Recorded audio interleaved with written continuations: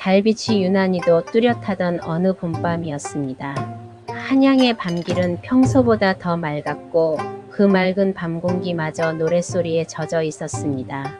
한양 최고의 기생집 치선루. 처마마다 붉은 비단 등롱이 주렁주렁 걸리고 비파와 가야금 소리가 술기운처럼 퍼져나왔지요. 그날 치선루는 잔치가 아니라 사람을 홀리는 굿판 같았습니다.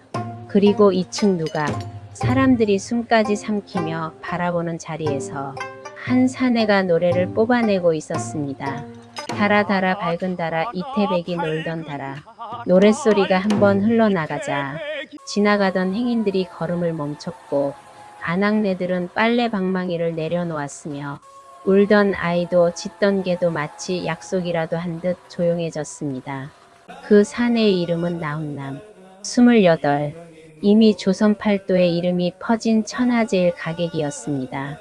짙은 눈썹, 또렷한 눈매, 반듯한 콧날, 달빛보다 더 환한 미소.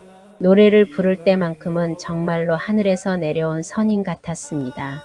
노래가 끝나자 취선루가 들썩이었습니다. 와! 양반들은 은자를 던졌고 기생들은 꽃을 던지며 환호했지요. 훈남은 공손히 절을 하며 미소를 지었습니다.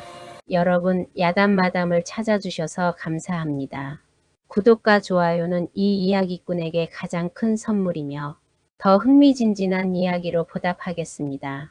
자, 이제 본격적으로 시작해 볼까요? 허나 그 미소가, 그 목소리가, 그 고운 얼굴이 그 사내의 전부는 아니었습니다. 공연이 끝나고 주모가 건넨 은자 주머니를 손에 쥔 순간부터 훈남의 눈빛이 살짝 달라졌지요. 그는 뒷문으로 빠져나가 곧장 뒷골목 투전판으로 향했습니다. 예술가는 자유로운 영혼이어야 하오. 그 입버릇처럼 말하던 풍류. 하지만 그 자유는 곧장 노름판의 땀 냄새와 술 냄새로 굴러 들어갔습니다. 해가 뜨기도 전에 은자는 모두 사라졌고 술에 찌든 훈남이 비틀거리며 골목으로 나왔을 때 거기 서 있던 건 달빛이 아니라 빚쟁이들의 눈빛이었습니다. 나훈남. 그 이름을 부르는 목소리가 노랫소리보다 더 날카로웠습니다. 이번엔 도망 못 간다. 지난번에도 술값을 안 갚더니 오늘은 또 무슨 짓이냐. 훈남의 얼굴이 굳었습니다. 그리고 본능처럼 몸이 먼저 튀어나갔습니다. 잡아라. 절대 놓치지 마라. 그날 밤 한양 최고의 가객은 한양 최악의 골목에서 목숨을 걸고 달리기 시작했습니다. 훈남에게는 세상이 다 아는 치명적인 약점이 있었습니다. 그건 칼날도 아니고 병도 아니고 노름벽과 술버릇이었지요. 예술가는 자유로워야 하오. 이게 풍류요, 풍류. 훈남은 늘 큰 소리쳤습니다. 하지만 그 풍류라는 것이 결국엔 돈을 불쏘시개처럼 태우는 버릇이었습니다. 기생집에서 한 곡조만 뽑아도 은자 몇 냥이 굴러 들어왔습니다. 그런데 그 돈이 훈남 손에 들어오면 아침에 은자는 저녁에 연기처럼 사라졌지요.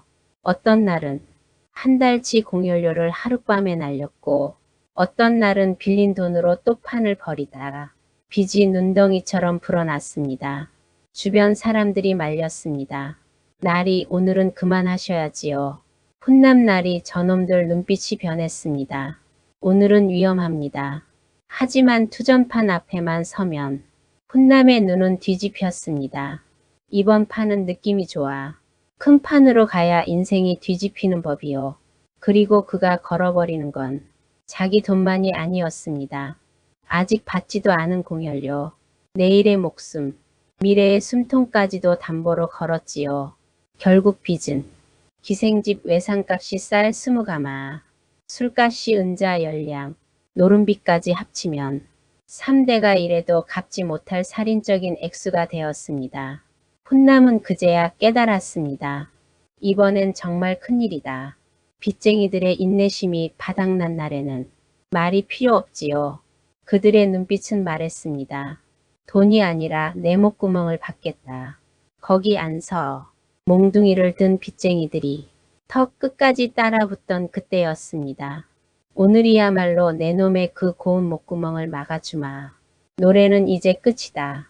훈남은 달빛 아래서 달렸습니다. 숨이 목구멍에 걸리고 발이 풀리고 비단 도포가 땀에 젖어 몸에 달라붙었지요. 그리고 골목 끝 막다른 담장, 앞은 높은 담장, 뒤는 몽둥이, 숨을 곳은 없었습니다. 끝이로구나. 그때였습니다. 골목 한쪽에 화려하기 그지없는 사인교 가마 한 채가 달빛을 받아 영롱하게 서 있었습니다. 붉은 비단으로 장식된 휘장, 금실로 수놓은 항문양, 옥 장식이 은은하게 빛을 뿜고 있었지요. 이런 가마는 아무나 타지 못한다. 대감댁 규수 아니면 큰 부잣집. 훈남의 눈이 번쩍 뜨였습니다. 저기다. 그는 살아남기 위해 체면도 자존심도 양심도 몽땅 내팽개치고 가마로 몸을 던졌습니다. 휘장을 젖히고 가마 속으로 비집고 들어가는 순간 뒤에서 빚쟁이들의 고함이 들려왔습니다. 저기다. 저놈 잡아라. 가마 안도 확인해봐. 훈남은 심장이 떨어질 듯 뛰었습니다. 눈앞이 새하얘졌지요. 제발 제발 사람이 없길. 그리고 바로 그 순간 훈남은 아직 몰랐습니다. 자신이 숨으려는 그 가마가 빚쟁이들보다 더 무서운 존재의 굴이었다는 것을. 그런데 이게 웬일입니까? 가마 안으로 들어가려던 훈남의 몸이 더 이상 들어가지 않았습니다. 무언가 거대하고 푹신하면서도 단단한 물체가 가마를 가득 채우고 있었기 때문이지요. 뭐야 이게? 훈남이 황급히 고개를 들어 올리자 믿을 수 없는 광경이 눈앞에 펼쳐졌습니다. 가마 안에는 한 사람이 이미 앉아 있었습니다. 아니, 사람이라기보다는 거대한 산이라고 해야 할까요? 가마를 꽉 채울 만큼 육중한 체구를 가진 여인이 한 손에는 닭다리를 다른 손에는 커다란 부채를 들고 훈남을 내려다보고 있었습니다. 보름달처럼 둥근 얼굴, 살에 파묻혀 가늘게 보이는 눈, 그리고 터질 듯 팽팽한 저고리 고름. 그녀의 치마폭은 가마 바닥을 완전히 덮고 있었고 그 위에 놓인 음식 보따리들이 산처럼 쌓여 있었습니다. 어이쿠. 훈남은 놀라서 뒤로 물러나려 했지만 이미 몸의 절반이 가마 안으로 들어와 있었습니다. 여인은 놀란 기색 하나 없이 오물오물 닭다리를 뜯으며 무심하게 물었습니다. 넌 뭐냐? 쥐새끼도 아니고. 그녀의 목소리는 낮고 굵었습니다. 마치 커다란 북을 두드리는 것 같은 울림이 있었지요. 훈남은 밖에서 들려오는 빚쟁이들의 발소리에 기겁하며 검지를 입에 갖다 댔습니다. 쉿! 조용히 좀 해주시오. 사람 목숨이 달렸단 말이오. 밖에서는 빚쟁이들이 사방을 뒤지는 소리가 들렸습니다. 저놈 어디 갔어? 이 골목이 막다른 곳인데 분명히 여기 있을 거야. 가마 안도 확인해봐. 훈남의 얼굴이 새하얗게 질렸습니다. 가마 안에서 발견되면 끝장이었습니다. 훈남은 급한 마음에 몸을 더 깊숙이 구겨 넣으려 했습니다. 여인의 거대한 몸 옆으로 비집고 들어가려 발버둥을 쳤지요. 그러다 가마 구석에 놓인 화려한 붉은 비단 상자 위에 털썩 주저앉고 말았습니다. 우지직. 무언가 둔탁하면서도 경쾌하게 부서지는 소리가 좁은 가마 안을 울렸습니다. 동시에 쓰디쓴 듯하면서도 진하고 깊은 향기가 가마 안을 가득 채웠습니다. 마치 깊은 산속 천년 묵은 나무향 같기도 하고 약재를 다리는 냄새 같기도 한 그 향기는 코를 찌르는 듯 했지요. 순간 닭다리를 뜯던 여인의 손이 허공에서 딱 멈췄습니다. 오물오물 씹던 입도 멈추고 부채질하던 손도 멈췄습니다. 가마 안의 공기가 순식간에 얼어붙는 것 같았지요. 실처럼 가늘던 그녀의 눈이 억지로 떠지며 훈남의 엉덩이 밑을 향했습니다. 그 눈빛이 어찌나 무서운지 훈남은 등골이 오싹해졌습니다. 여인이 낮고 굵은 목소리로 천천히 아주 천천히 물었습니다. 너 지금 뭘 깔고 앉은 거냐? 그 목소리에는 무언가 위험한 기운이 감돌고 있었습니다. 마치 폭발하기 직전의 화산 같았지요. 훈남은 그제야 엉덩이 밑에서 느껴지는 불길한 촉감과 축축함을 감지했습니다. 무언가 물컹하고 끈적한 것이 옷을 통해 느껴졌지요. 그는 덜덜 떨며 천천히 엉덩이를 들고 비단 상자를 열어보았습니다. 그 안에는 오 세상에 사람 모양을 그대로 갖춘 팔다리 하나 상하지 않았던 머리와 몸통과 팔다리가 완벽하게 갖춰진 귀하디 귀한 백년 묵은 산삼이 처참하게 으깨져 즙을 내뿜고 있었습니다. 산삼의 머리 부분은 납작하게 눌려 있었고 몸통은 두 동강이 났으며 가느다란 뿌리들은 엉망으로 찢어져 있었습니다. 귀한 산삼즙이 비단 상자를 적시며 흘러내리고 있었지요.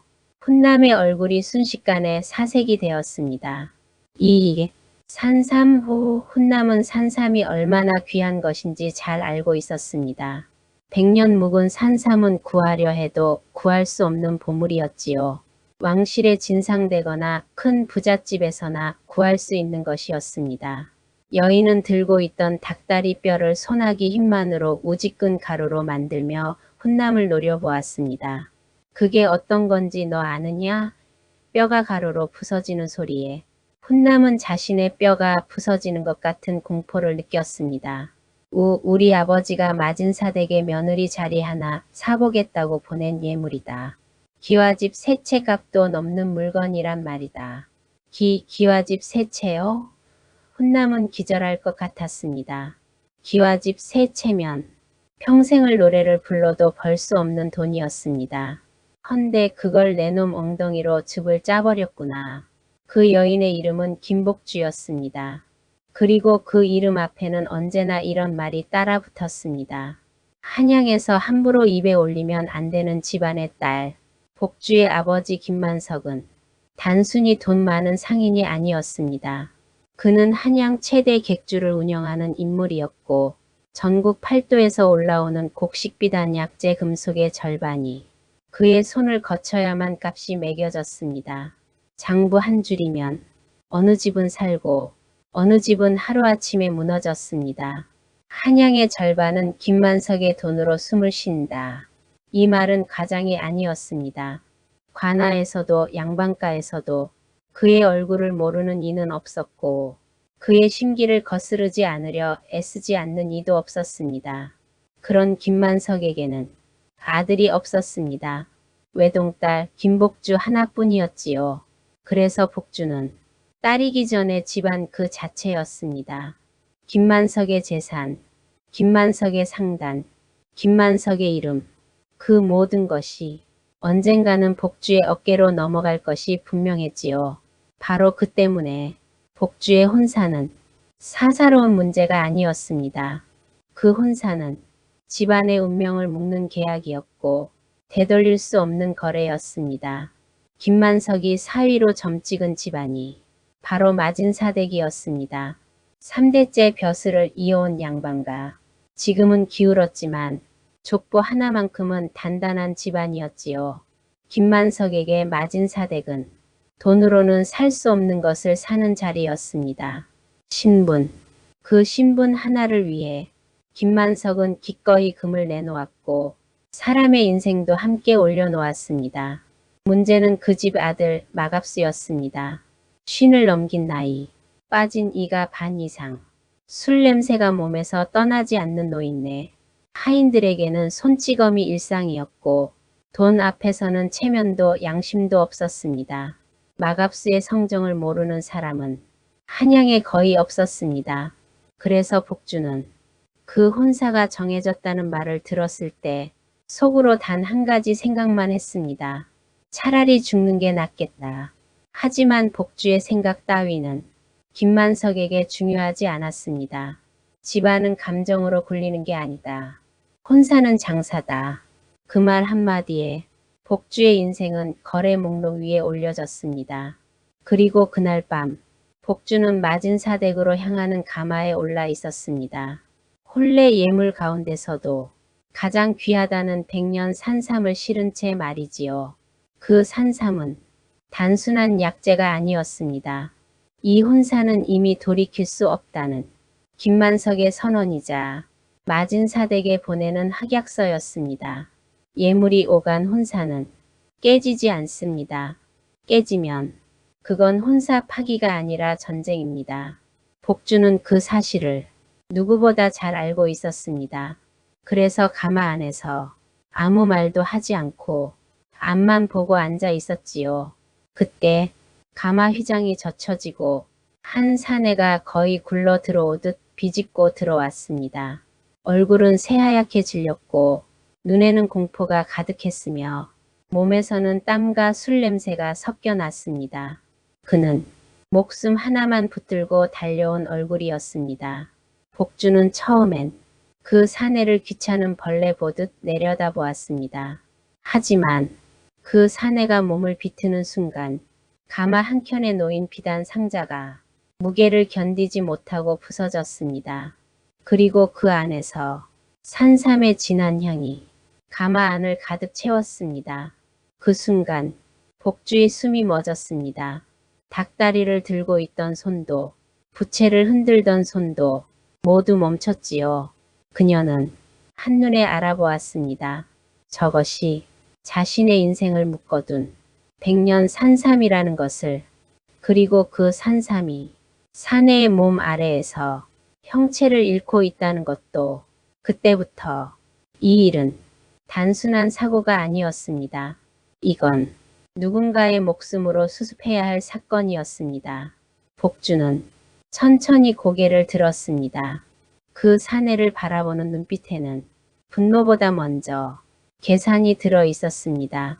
그 사내, 나훈남, 복주는 아직 몰랐지만 곧 알게 될 것이었습니다.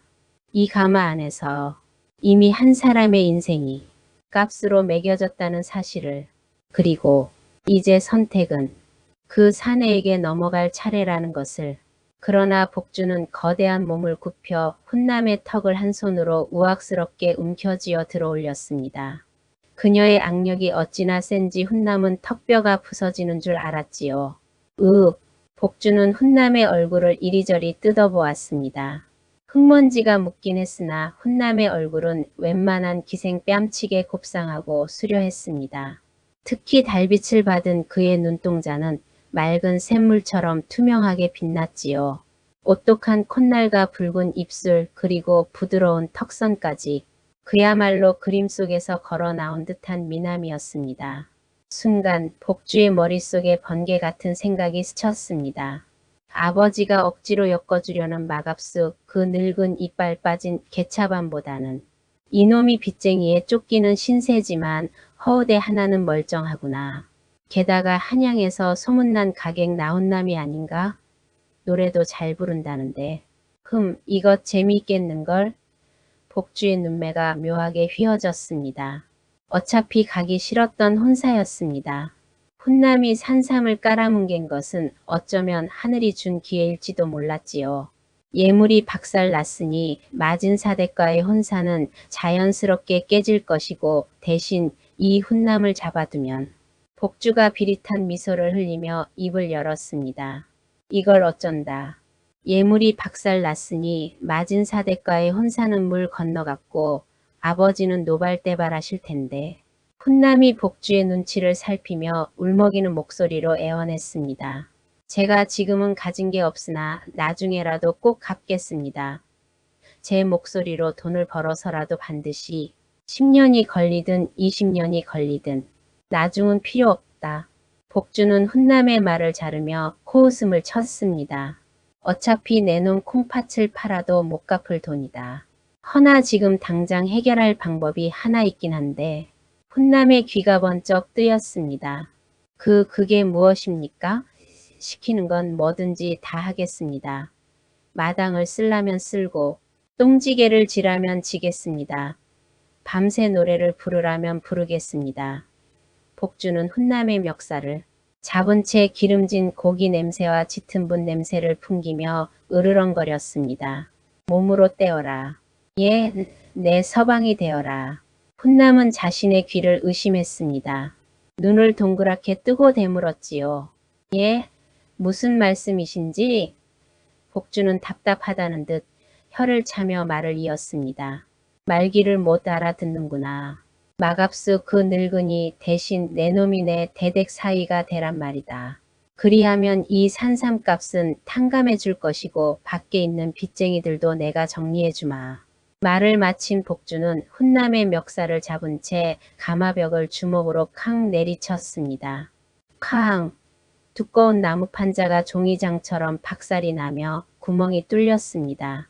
달빛이 그 구멍으로 새어 들어왔고 훈남은 그 빛 속에서 복주의 험악한 표정을 똑똑히 볼 수 있었지요. 훈남은 비명을 질렀습니다. 선택해라. 깨진 산삼값을 물어내고 가나에 가서 곤장을 맞아 죽을 테냐. 아니면 내 서방이 되어 호의소식할 테냐.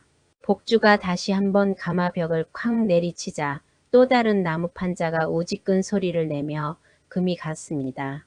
훈남은 박살난 가마벽과 복주의 굵은 팔뚝 그리고 으깨진 산삼을 번갈아 보았습니다. 옥살이를 하면 확실히 죽을 것이고 이 여자의 남편이 되면 깔려 죽을지도 모르지만 밥은 주지 않겠습니까? 게다가 마진사댁 아들놈. 마갑수가 얼마나 개차반인지 훈남도 익히 들어 알고 있었습니다. 저 여인이 오죽하면 그 자가 싫어서 생전 처음 보는 나 같은 놈을 잡겠는가.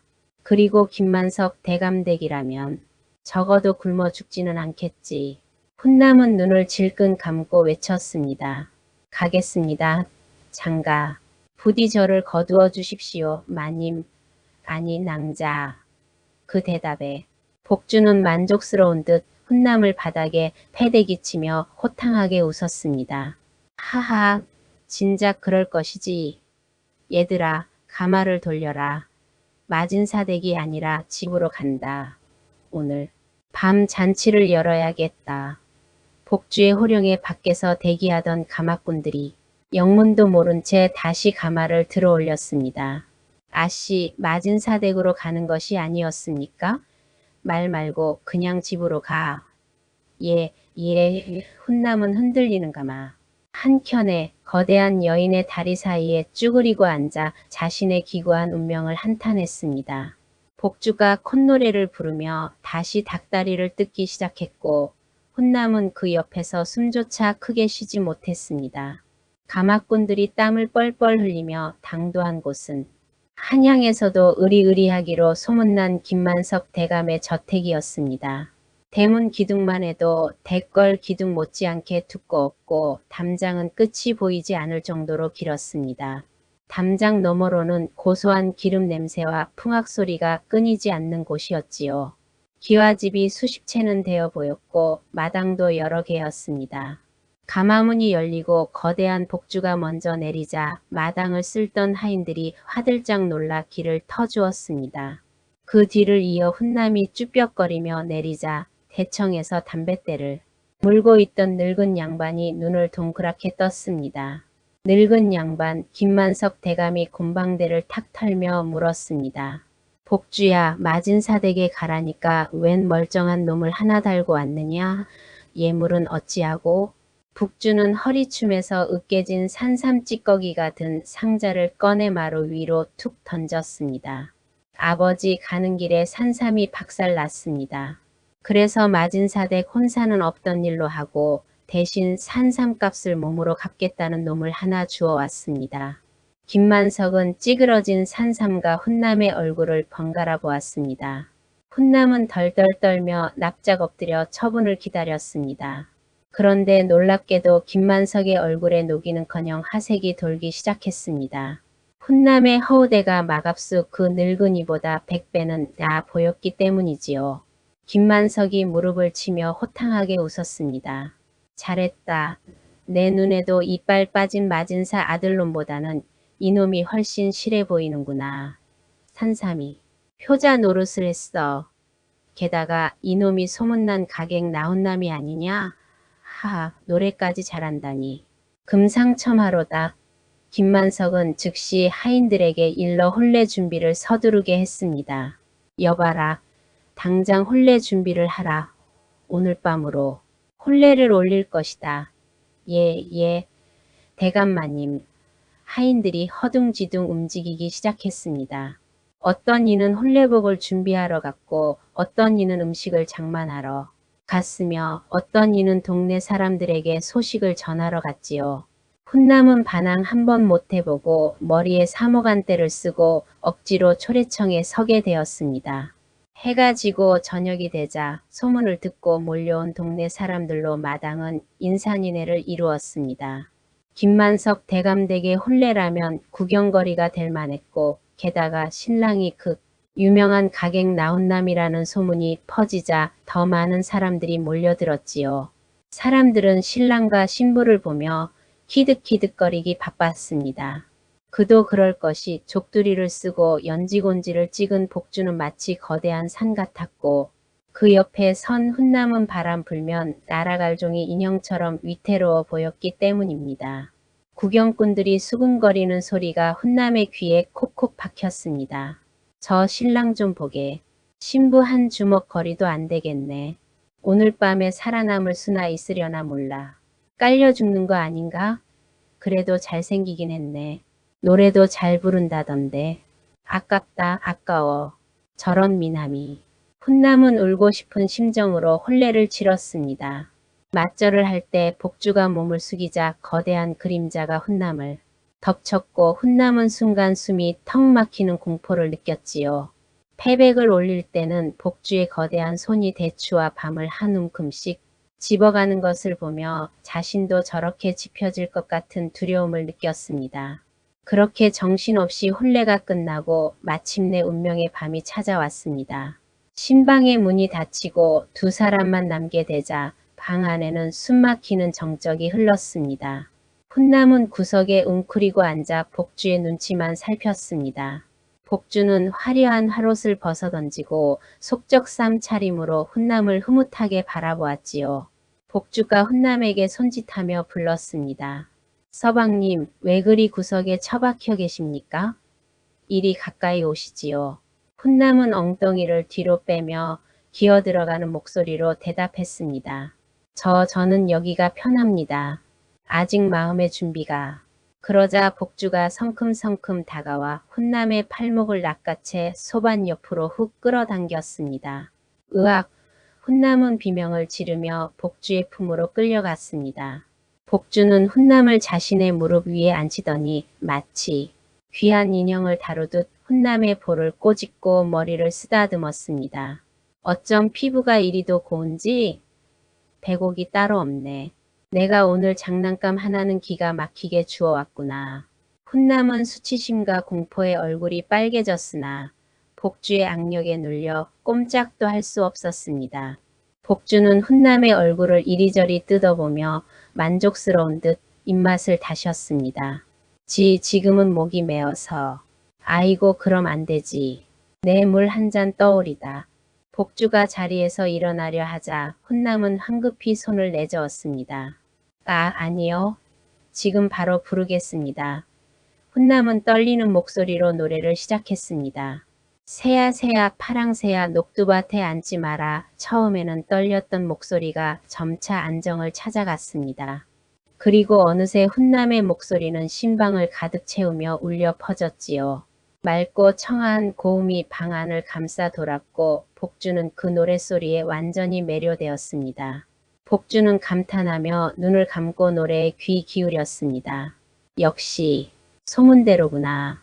이런 목소리를 가진 서방을 얻다니 내 복이로다. 노래가 끝나자 복주는 만족스러운 듯 고개를 끄덕이었습니다. 좋다. 앞으로 매일 아침 저녁으로 한 곡조씩 불러주시오. 그게 서방님이 할 일이요. 그리고 서방님 목소리 상하니 밖엔 나가지 마세요. 먼지라도 마시면 어쩌려고요? 바람이라도 쐬면 목에 탈이 날 수 있지 않겠소? 예? 걱정 마라. 잡아먹지는 않을 테니. 내 비싸게 주고 산 물건인데 흠집이라도 나면 쓰겠느냐? 복주는 훈남을요. 옆에 반드시 눕혀놓고는 자신도 그 옆에 털썩 누웠습니다.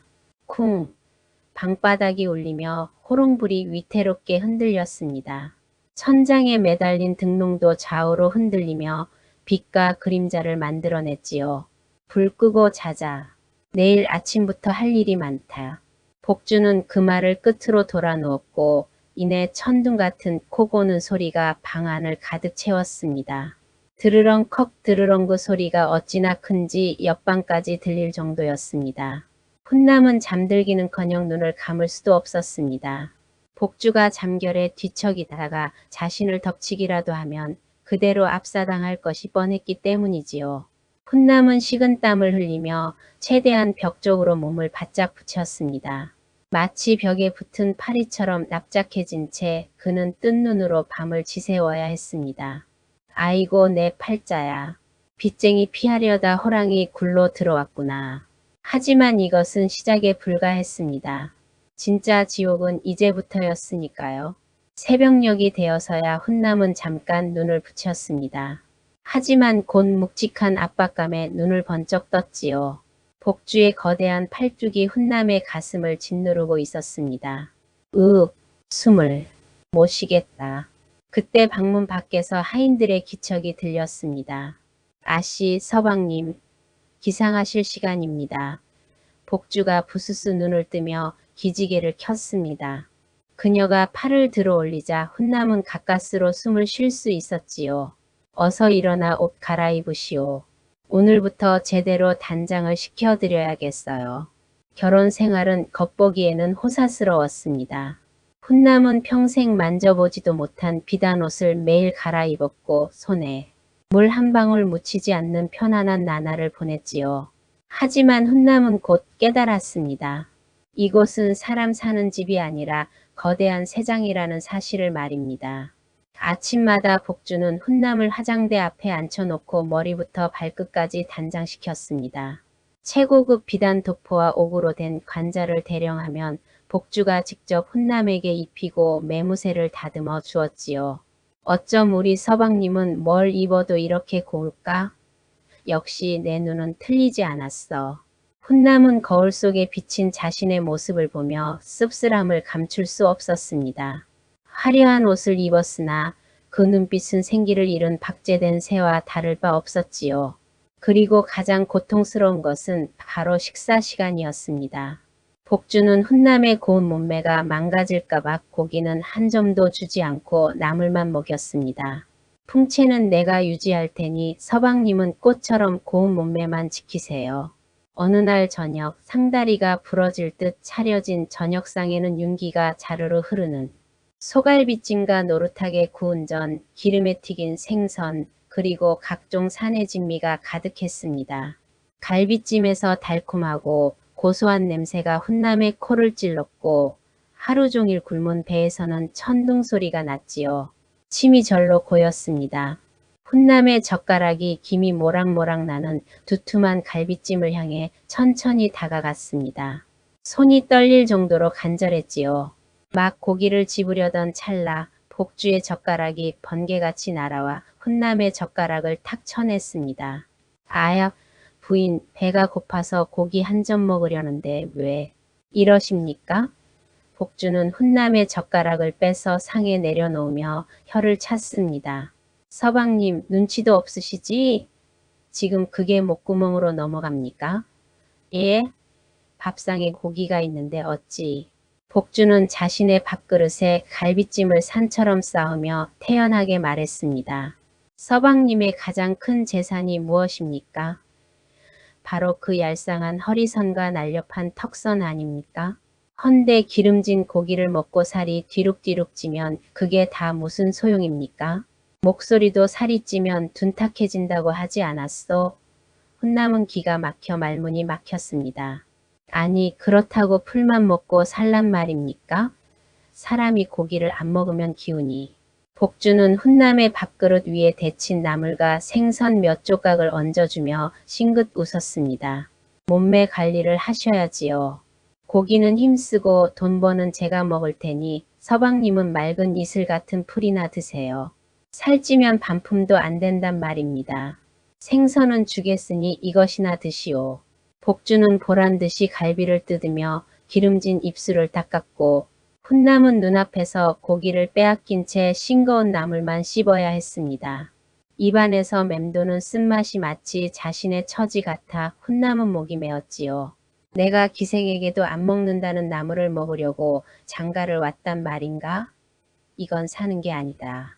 감옥도 이런 감옥이 없어. 밤이 깊어 복주가 코를 골며 잠에 빠져들자 훈남은 뜬 눈으로 천장을 바라보며 주먹을 꽉 쥐었습니다. 배에서는 꼬르륵 소리가 요동쳤고 마음속에서는 오기가 솟구쳤지요. 이대로는 목청이 다 말라 죽겠다. 며칠이 지나고 일주일이 지나고 한 달이 지났습니다. 훈남의 삶은 변하지 않았습니다. 아침에 일어나면 단장을 하고 복주에게 노래를 불러주고 나물만 먹고 방 안에만 있고 그렇게 하루가 갔지요. 어느 밤 훈남은 마침내 결심했습니다. 도망가자. 굶어 죽는 한이 있어도 이렇게 사육당하며 살 수는 없다. 훈남은 조용히 몸을 일으켰습니다. 복주가 깨지 않도록 숨소리조차 죽인 채 그는 방구석에 놓인 자개장으로 살금살금 기어갔습니다. 그곳에는 복주가 장사를 하며 모아둔 보석함이 있다는 것을 미리 봐두었기 때문입니다. 훈남은 보석함을 집어들며 속으로 쾌재를 불렀습니다. 미안하지만 위자료라고 생각하리다. 이 돈이면 빚도 갚고 한양을 떠나 새 출발을 할 수 있을 거야. 훈남의 손이 떨리는 마음을 안고 보석함을 품에 안았습니다. 이것이 훈남의 인생을 더 큰 구렁텅이로 몰아넣을 줄은 꿈에도 모른 채 말이. 훈남은 품에 안은 보석함이 달그락거리지 않도록 조심하며 담장을 넘었습니다. 담장은 높았지만 한양 골목을 누비며 살았던 훈남에게는 어렵지 않았지요. 발이 땅에 닿는 순간 차가운 밤기운이 훈남의 뺨을 스쳤습니다. 그것은 단순한 바람이 아니라 그토록 갈망하던 자유의 냄새였습니다. 훈남은 뒤도 돌아보지 않고 어둠 속을 달렸습니다. 한양 바닥에서 김만석 대감의 추격망을 피하려면 최대한 멀리 그리고 사람들이 북적이는 곳으로 숨어들어야 한다고 생각했기 때문입니다. 한참을 달려 숨이 턱까지 차오를 무렵 저작거리 구석진 곳에 불 켜진 주막 하나가 보였습니다. 만복루라는 낡은 간판이 걸려 있었고 안에서는 사람들의 떠드는 소리가 들려왔지요. 고기 굽는 냄새가 훈남의 코를 자극했습니다. 며칠 동안 풀만 먹으며 굶주렸던 훈남의 이성이 마비되는 순간이었지요. 아, 고기를 먹고 싶다. 훈남은 주막문을 벌컥 열고 들어가 구석자리에 털썩 앉았습니다. 주모, 여기 제일 비싼 술 한 병하고 소고기 육전 좀 푸짐하게 내오시오. 돈은 썩어날 만큼 있으니 걱정 말고. 주모가 의심스러운 눈초리로 훈남의 행색을 훑어보았습니다. 비록 비단 옷을 입고 있었지만 허겁지겁 달려온 듯 흙이 묻어 있었고 숨을 헐떡이고 있었기 때문이지요. 훈남은 보란듯이 보석함 뚜껑을 살짝 열어 번쩍이는 금부치를 보여주었습니다. 주모의 눈이 휘둥그레지더니 이내 굽실거리며 안주를 내왔지요. 예, 손님, 곧 가져다 드리겠습니다. 잠시 후 상 위에 기름이 자르르 흐르는 육전과 막걸리가 올라왔습니다. 훈남은 허겁지겁 고기를 입안에 쑤셔 넣었습니다. 기름진 고기가 목구멍을 넘어가는 순간 훈남은 감격에 겨워 속으로 외쳤습니다. 그래, 이게 사는 거지. 극상 인형 노릇 때려치우길 잘했다. 술 한 잔, 두 잔 들어가자 긴장이 풀린 훈남은 취기가 오르기 시작했습니다. 그는 자신이 김만석 대감 사위였다는 사실도 잊은 채 주막이 떠나가라 호기를 부렸지요. 주모, 술 한 병 더. 예, 손님. 술이 거나하게 취한 훈남은 자리에서 벌떡 일어나 노래를 부르기 시작했습니다. 아리랑 아리랑 아라레요 아리랑 고개로 넘어간다고 목소리가 어찌나 맑고 청아한지 주막 안의 모든 사람들이 숨을 죽이고 들었습니다. 나를 버리고 가시는 님은 심리도 못 가서. 발병 난다 노래가 끝나자 주막이 떠나가라 박수갈채가 터져 나왔습니다. 와, 이게 누구야? 목소리가 정말 좋구만. 혹시 나훈남 날이 아니십니까? 그렇죠. 내가 바로 나훈남이요. 술에 취한 훈남은 자신의 정체를 뽐내며 신이 나서 노래를 이어갔습니다. 사람들은 나훈남이라는 이름에 감탄했고 그의 노래에 눈물을 흘렸지요. 어떤 이는 은자를 던지기도 했습니다. 하지만 이 즐거움은 오래가지 못했습니다. 주막문이 거칠게 열리며 험상궂은 사내들이 우르르 들어왔습니다. 그중 선두에 선 사내는 이빨이 성성하지 못하고 얼굴에 주름이 가득한 늙은이였습니다. 하지만 그 눈빛만큼은 뱀처럼 날카롭고 비열해 보였지요. 바로 복주의 옛 정원자였던 마갑수였습니다. 마갑수는 술에 취해 비틀거리면서도 주막 안을 둘러보다가 구석에서 노래를 부르며 떠들고 있는 훈남을 발견했습니다. 그의 눈이 번뜩 빛났습니다. 이게 누구야? 내 복주를 가로챈 놈이 여기 있었구나. 마갑수는 복주와의 혼사가 깨진 후 복수의 칼을 갈고 있었습니다. 김만석의 막대한 재산을 놓친 것도 분했지만 무엇보다 자신의 체면이 구겨진 것이 분했지요. 야, 저놈 잡아. 마갑수의 부하들이 훈남을 향해 달려들었습니다. 뭐야? 술에 취한 훈남은 제대로 저항도 못하고 붙잡혔습니다. 이놈, 내 복주와의 혼사를 망친 놈이 여기서 호의호식하고 있구나. 마갑수는 훈남의 뺨을 사정없이 후려갈겼습니다. 짝! 으악! 훈남이 비명을 지르며 바닥에 나동그라졌습니다. 이놈 때문에 내가 얼마나 망신을 당했는지 아느냐? 한양 바닥에서 웃음거리가 되었단 말이다. 마갑수의 부하들이 달려들어 훈남을 개패듯 두들겨 패기 시작했습니다. 살려주시오. 잘못했습니다. 훈남은 살려달라고 비명을 질렀지만 주막 안의 사람들은 보복이 두려워 아무도 나서지 못했습니다. 마갑수가 얼마나 악독한 인간인지 모르는 이가 없었으니까요. 한참을 두들겨 맞은 훈남은 피투성이가 되어 쓰러졌습니다. 마갑수는 훈남의 품에서 보석함을 빼앗아 열어보았습니다. 그 안에는 눈이 부실 정도의 금은 보화가 가득했지요. 호, 이게 다 웬 거냐? 마누라 몰래 훔쳐 나온 것이로구나. 아주 간 큰 도둑놈이었어. 마갑수는 보석함을 챙기며 음흉한 미소를 지었습니다. 이걸로는 내분이 안 풀리지. 얘들아, 이놈을 창고로 끌고 가라. 부하 하나가 물었습니다. 형님, 이놈을 어쩌시게요? 그냥 쥐도 새도 모르게. 묻어버릴까? 마갑수가 고개를 저으며 훈남의 머리채를 잡아 올렸습니다. 아니지. 이놈은 아주 비싼 인형이라지 않았느냐? 김복주 그년이 이놈을 끔찍하게 아낀다 들었다. 그러니 몸값을 받아내야지. 하하. 훈남은 흐릿해지는 의식 속에서 마갑수의 말을 듣고 절망했습니다. 안돼. 복주가 알면 날 죽일 거야. 마갑수 일당은 훈남을 짐짝처럼 끌고 나가 어둠 속으로 사라졌습니다. 훈남은 인적이 드문 산속에 있는 낡은 창고 기둥에 밧줄로 꽁꽁 묶였습니다. 창고는 오래되어 낡았고 지붕 여기저기에 구멍이 뚫려 달빛이 새어 들어왔지요. 쥐들이 돌아다니는 소리가 들렸고 먼지와 곰팡이 냄새가 코를 찔렀습니다. 마갑수는 붓을 들어 김복주에게 보낼 협박 편지를 쓰기 시작했습니다. 내 소중한 서방놈 목숨을 살리고 싶으면 내일 정오까지 금덩이 10관을 준비해서 뒷산 패창고로 오라. 만약 관아에 알리거나 허튼 수작을 부리면 이놈의 목을 베어 보내주마. 마갑수는 편지를 훈남의 얼굴 앞에 흔들며 조롱했습니다. 잘 봐라. 이게 내 목숨값이다. 과연 그 돼지 같은 년이 돈을 택할지 너를 택할지 궁금하구나. 훈남은 고개를 떨구고 눈물을 흘렸습니다. 자신이 복주를 배신하고 도망치려 했다는 사실을 알게 되면 복주가 과연 자신을 구하러 올지 확신할 수 없었습니다.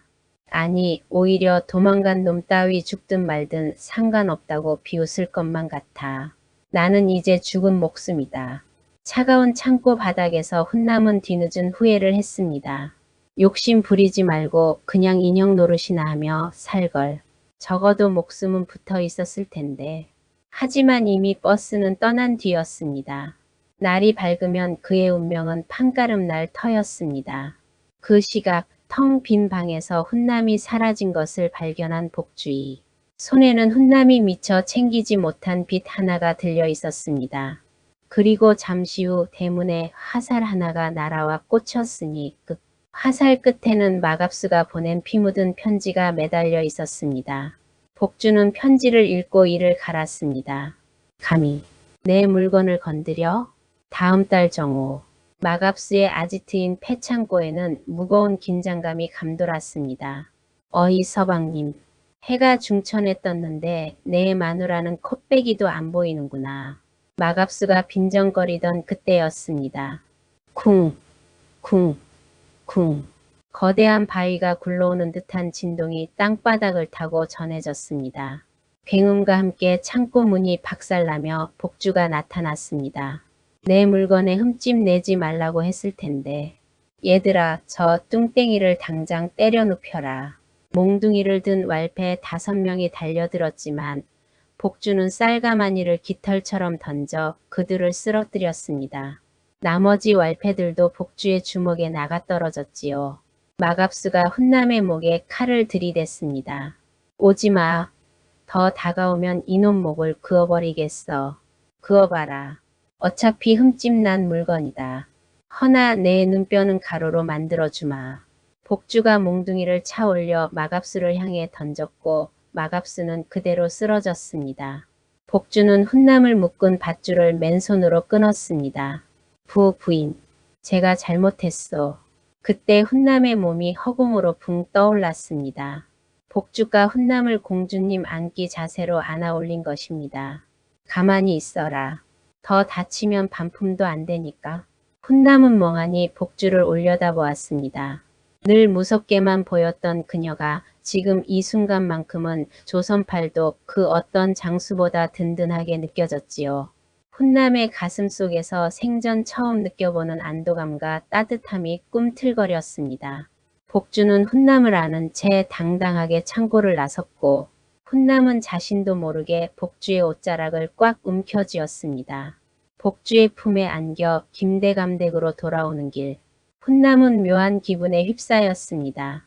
태어나서 여인의 품에 안겨본 것도 처음이거니와 그 품이 이토록 든든하게 느껴질 줄은 몰랐기 때문입니다. 그때 훈남의 시선이 복주의 오른손에 머물렀습니다. 훈남을 구하려다 왈패의 칼날을 맨손으로 막아냈는지 손등에서 붉은 피가 뚝뚝 떨어지고 있었습니다. 훈남은 가슴이 철렁 내려앉았습니다. 천하장사라 불리는 그녀도 칼에 베이면 피를 흘리는 사람이었던 것입니다.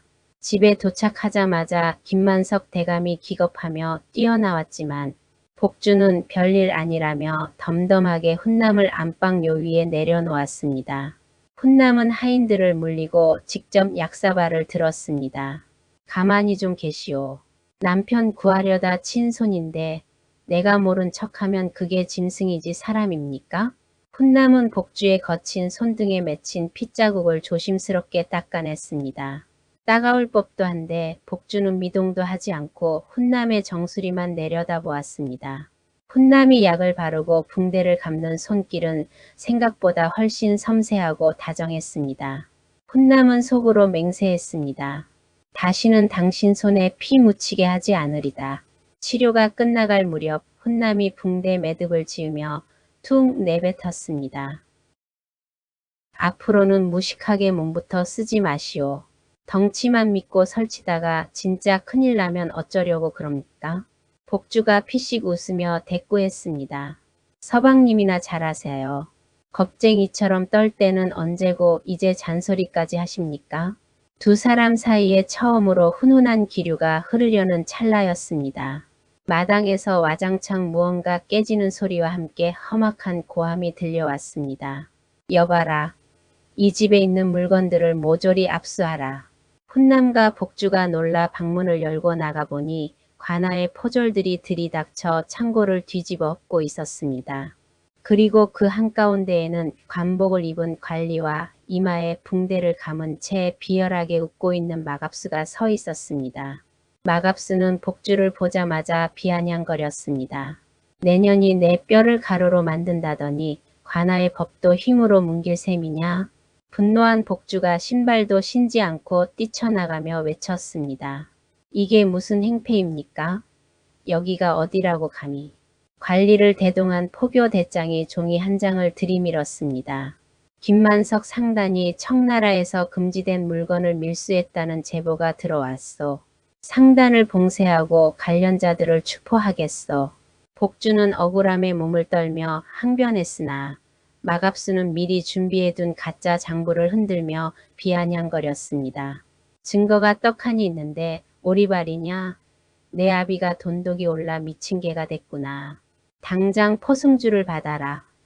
포졸들이 복주를 향해 다가오자 흥분한 복주가 주먹을 불끈 쥐었습니다. 힘으로라도 막아보려는 심산이었지요. 하지만 훈남은 직감했습니다. 이건 함정이다. 저 여자가 관군에게 주먹을 쓰는 순간 우리 집안은 역적으로 몰려 끝장이다. 훈남은 아픈 몸을 이끌고 대청 아래로 내려가 복주의 앞을 가로막으며 일갈했습니다. 멈추시오. 훈남은 아픈 몸을 이끌고 복주의 앞을 가로막으며 일갈했습니다. 멈추시오. 훈남은 관리를 향해 차분하게 말했습니다. 나으리 가택수색을 명하는 관문에는 수결이 찍혀 있어야 하거늘 지금 보여주신 종이에는 수결이 흐릿합니다. 또한 개인적인 원한이 있는 자의 제보라면 신빙성을 먼저 따져보는 것이 순서 아닙니까? 관리가 당황하여 말을 더듬자 훈남이 덧붙였습니다. 오늘 해가 지기 전까지 저희가 결백하다는 증거를 가져오겠습니다. 관리는 시간을 주겠다며 병력을 물렸습니다.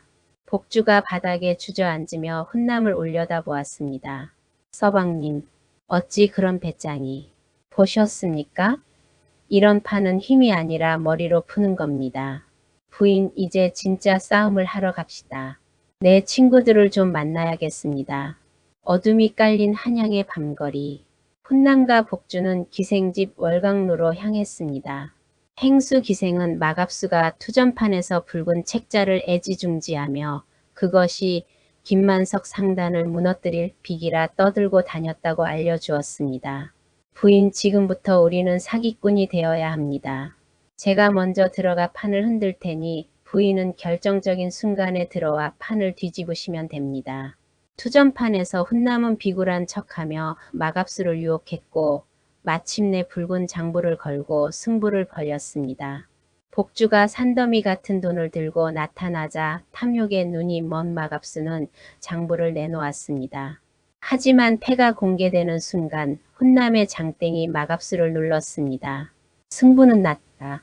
복주가 마갑수의 손목을 잡아 장부를 빼앗았고 왈패들이 달려들자 훈남의 친구들이 막아섰습니다.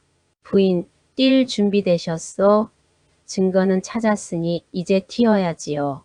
두 사람은 손을 맞잡고 밤거리를 달렸습니다. 해냈습니다. 부인, 우리가 해냈다고요. 달빛 아래 두 사람의 눈빛이 강렬하게 부딪혔습니다. 이제 최후의 일격을 날릴 시간이었지요. 날이 밝자마자 김만석 대감의 집 앞에는 군사들로 인산인해를 이루었습니다. 관아의 마당에는 이미 마갑수와 결탁한 부패 관리가 거만한 표정으로 앉아 김복주와 나훈남이 오기만을 기다리고 있었지요. 마갑수는 이마에 붕대를 감은 채 관리에게 몸을 기울이며 킬킬거렸습니다. 두고 보십시오. 그년과 그놈이 빈손으로 와서 살려달라고 빌 것입니다. 그때 놈들을 무릎 꿇리고 상단을 접수하면 됩니다. 약속한 시간이 되자 저 멀리서 두 사람의 모습이 나타났습니다. 훈남은 밤새 한숨도 못 잤음에도 불구하고 눈빛이 형형했고 그 옆에 복주는 마치 전쟁터에 나가는 장수처럼 위풍당당했습니다. 관아 마당에 들어선 훈남이 품에서 붉은 장부를 꺼내 높이 쳐들었습니다. 햇살을 받은 장부가 붉게 빛나자 마갑수의 얼굴이 사색이 되었습니다. 훈남이 사또를 향해 우렁차게 외쳤습니다. 사또 나으리, 여기 김만석 상단의 결백을 증명할 증거이자 이 고을을 병들게 한 진짜 죄인들의 장부가 있습니다. 훈남은 망설임 없이 장부를 사또의 영전 앞에 바쳤습니다. 장부를 펼치자 그 안에는 부패 관리와 마갑수가 주고받은 뇌물의 액수 그리고 김만석 상단의 누명을 씌우기 위해 꾸민 계략들이 날짜별로 상세히 적혀 있었지요. 사또의 얼굴이 불그락 푸르락 변하더니 이내 벼락 같은 호통이 떨어졌습니다.